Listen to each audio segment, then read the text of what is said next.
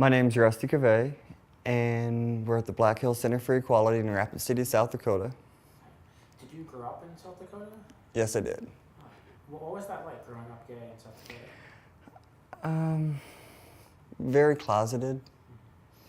There was a lot of stereotypes. I didn't come out until I was 18, and then I went to college down in Nebraska and came out there. But there was a lot of stereotypes, a lot of bashing. It was more verbal than anything, though. And then, what do you think it's like for kids now that are growing up here? It's getting a lot better. Cool. I've noticed when I go back to my hometown, I notice a lot more kids are more open about it. And the community seems to be a lot more accepting of it. And I grew up in a town of 4,000, and they all know that I'm gay. And they're all very accepting and very welcoming of it. Wow, really? That's cool. Now, I was speaking to Ron, right? Mm-hmm. And he said that there's no legal protections for gay people, so you can be fired for being gay. Have you heard anything about like that happening in South Dakota? I have not, no. So it's more like maybe live, let live state. People don't really. If you make a big deal out of it, somebody else is going to make a big deal the other direction. I'm always trying to walk the line right in the middle, so. And then you said that you were in the military. Yes. Can you tell me what that was like? I was stationed in San Diego, and of course, being in California, it's a lot more open-minded. People were very accepting of it, but I know that the service members on the East Coast, they were always walking on pins and needles. There was a lot more discharge for being gay on the East Coast than there is on the West Coast.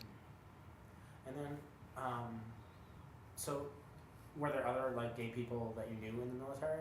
I knew quite a few gay people in the military. In San Diego, there was actually two groups, large groups of both Marines and Navy. And we would all get together, go to the clubs, hang out, go to barbecues, the beaches. But when you're on base, your sexuality needs to be apart. So. So, what do you think about the don't ask, don't tell policy that's in place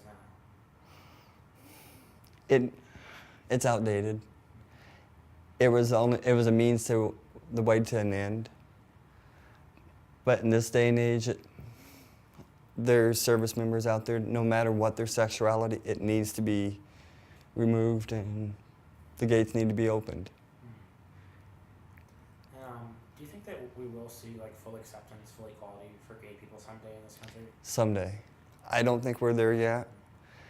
I think we have a long way to go, but hopefully it's in my lifetime. And how do you think we're going to get there? What can we do as gay people to reach that point? I think we're making a lot of the right moves. Personally, I think it's a little bit too much left wing. If we kind of back off a little bit and keep the drive going, we're going to get there a lot quicker than trying to be in your face.